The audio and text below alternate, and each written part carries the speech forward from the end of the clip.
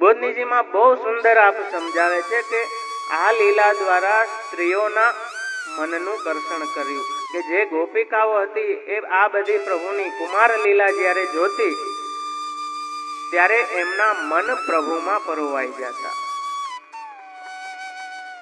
બીજો ભાવ બહુ સુંદર બતાવે છે કે વાછડાઓ છે એ મૂઢ છે. જે કર્મજળ હોય એ મૂઢ હોય, કેમ કે કર્મનું ફલ દેવા વાળા પ્રભુ પોતે જ છે, પણ કર્મનિષ્ઠ એમ જાણે કે આ દેવે કે ઓલા દેવે દીધું છે. એક વાત સમજો, ગીતાજીમાં કહ્યું છે કે જેટલા દેવ દેવીઓ જે કાંઈ ફલ દે છે એ બધા મારા દ્વારા જ દે છે, કેમ કે મૂળ આપ છે. જે દેવ દેવી છે એ પણ હરિએ તે રૂપ ધારણ કર્યા છે. નિબંધમાં સ્પષ્ટ આપ આચાર્ય ચરણ આજ્ઞા કરે છે. તો ફલ તો આપ જ દેવા વાળા છે, છતાંય કર્મનિષ્ઠ મૂઢ છે એટલે આપનાથી દૂર ભાગે છે. પણ આપ એટલા કૃપાળુ છે કે એને છોડતા નથી, એકદમ પકડીને રાખે. એવી રીતે આપે એ વ્રજવાસીઓની કર્મનિષ્ઠાને નિવૃત્ત કરી કે ભગવાન પોતાના ભક્તોને નિરુદ્ધ કરવા માટે, એમનો નિરોધ સિદ્ધ કરવા માટે ક્યારેક ક્યારેક દુષ્ટ સંગ પણ કરે છે. દુષ્ટ સંગ એટલે કે સિંગ વાળા પ્રાણીઓ, દાંત વાળા વાંદરાઓ, પક્ષીઓ, પોપટ આદિ એના હારે ખેલ ખેલે કે જેનાથી કંઈક નુકસાનનો ભય રહે. કેમ કે પુત્ર બુદ્ધિ છે, લૌકિકવત પુત્ર બુદ્ધિ છે અને એ જ લીલા ભગવાનને કરવી છે.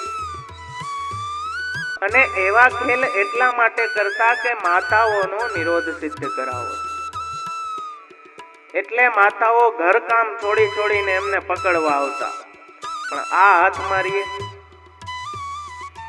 કોઈના જાયલા જલાય, એટલી ચંચલતા હતી. એટલે સુબોધનીજીમાં આપ કહે છે કે તો માતાઓ એમને ઘરમાં કાંઈ રમવા માટે કેમ કાંઈ પ્રબંધ ન કરી દેતી? એવો પ્રશ્ન આપણને થાય કે આવા ખતરનાક ખેલથી હવે તો જુદી વાત છે. હવે તો ઓલા ટેબ્લેટ ને મોબાઈલ ને આવી ગયા એટલે બાળકો એમાં જ પડ્યા રહીએ, બહાર જાય જ નહીં. આપણે તગેડવા પડે કે હવે તો બહાર જા. પણ કહે છે કે એટલી ચંચલતા ની લીલા પ્રભુ કરતા કે એક જગ્યાએ ટકતા જ નહીં. સતત ભાગા ભાગીને માતાઓ ઘર કામ છોડીને એમની પાછળ પાછળ, કેમ કે સતત ભય રહીએ કે આને કંઈક થઈ જશે તો. આટલા વર્ષે પુત્ર પ્રાપ્તિ થઈ છે અને એ પણ મનને હરવા વાળા એવા મદન મોહન પધાર્યા છે, તો એની તો રક્ષા કરવી પડે. તો પાછો એ પ્રશ્ન થાય કે કોઈક માણસ રાખી દે વોચ રાખવા માટે, બોડીગાર્ડ તરીકે, કે ભાઈ તારે ધ્યાન રાખવાનું, એવો કોઈક માણસ રાખી દેવો. તો કહે છે કે ના, આ માતાઓ છે, એમનો સ્નેહ એટલો ઉત્કટ છે કે માતાને ક્યારેય કોઈ બીજા ઉપર ભરોસો ના આવે.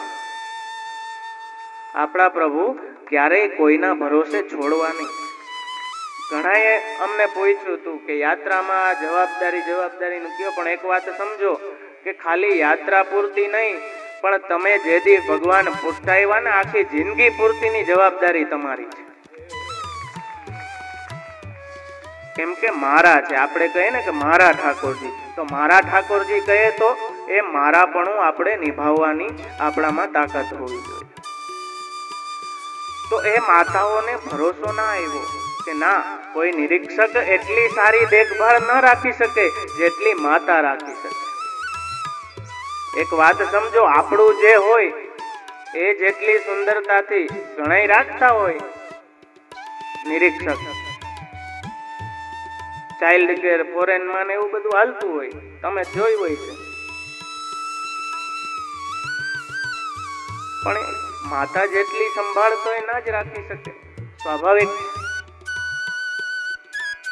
તો એ વાત સતત આ બંને માતાઓને ભયયુક્ત રાખતી, એટલે એમનું મન, એમનું ચિત્ત સતત એમના બાળકોમાં રહેતું, એમાં જ પરોવાયેલું રહેતું ને એના કારણે ઘરના કામ બધા છૂટી જતા, બધા કામ આડાઅવડા થઈ જતા અને એમનું ચિત્ત મન એટલું એ બાળકોમાં પરોવાઈ જતું કે આ ગાય સાથે રમે છે, આને કંઈક લાગી ના જાય, ગાય ક્યાંક આને લગાડી ના દે,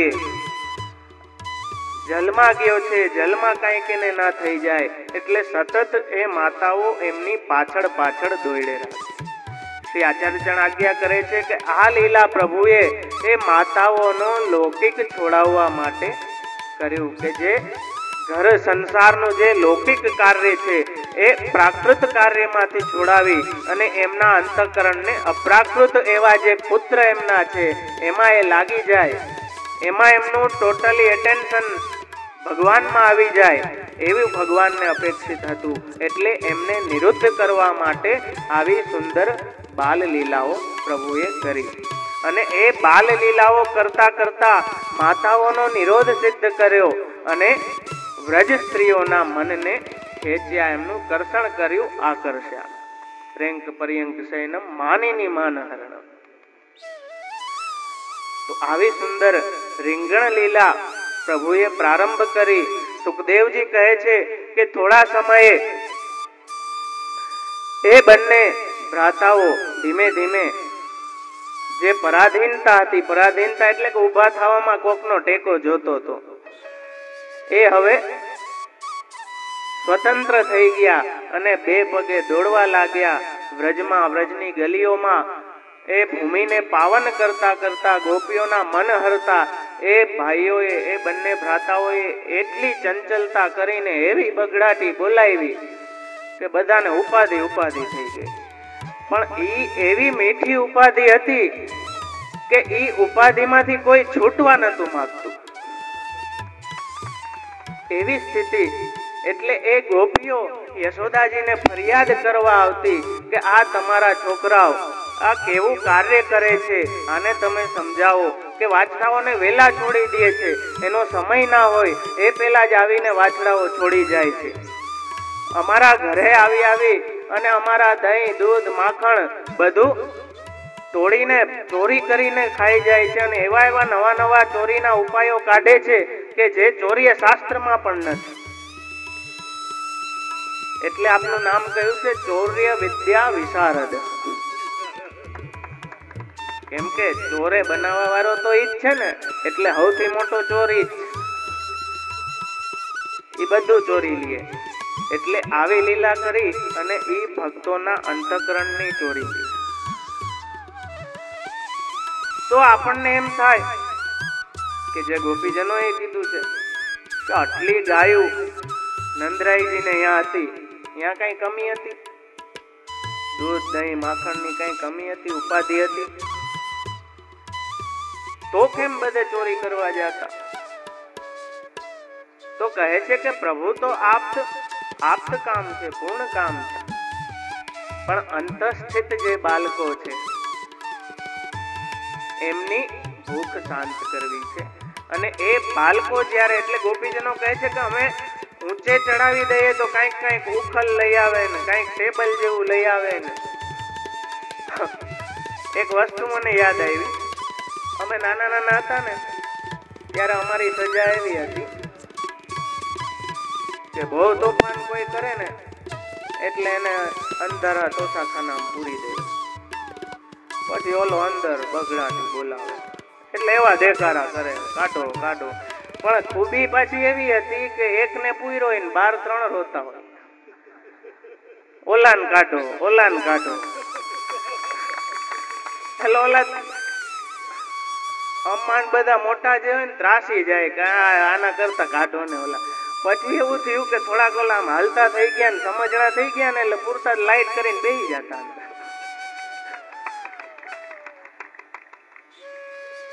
એટલે આવું બધું આપણે આવા ખેલ કરતા હોય, ગમે એમ તો અંશ છીએ પણ એના ખેલ વિચિત્ર હોય, અલૌકિક હોય, અદ્ભુત હોય. તો ગોપીઓ કહે છે કે અમે એની ભીખથી બધું ઊંચું ચડાવીને રાખીએ છીએ કે આ ક્યાંય પૂગી ના શકે. પણ તોય એવા એવા કંઈક ટોટકા કરે છે, એવા એવા ઉપાય કરી દે છે કે અમારા મગજમાં એવો વિચાર ના આવે. એવી રીતે આ કંઈક સાધન લઈ અને ચોરી જાય. અમે અંધારું કરી દઈએ તો એ પોતે જે આભરણો ધર્યા છે એના પ્રકાશથી અથવા તો પોતાના સ્વરૂપના તેજથી એ જાણી જાય છે અને અંતર્યામીપણાથી જાણી જાય છે કે કયા મટકામાં શું ભર્યું છે. એને બધી ખબર છે કે આ મટકામાં હું ભર્યું જ ને. બીજા હતી આપણે હંતાડી હતી, એને બધી ખબર કેમાં માખણ છે, કેમાં દહીં છે, કેમાં દૂધ છે, બુરો છે.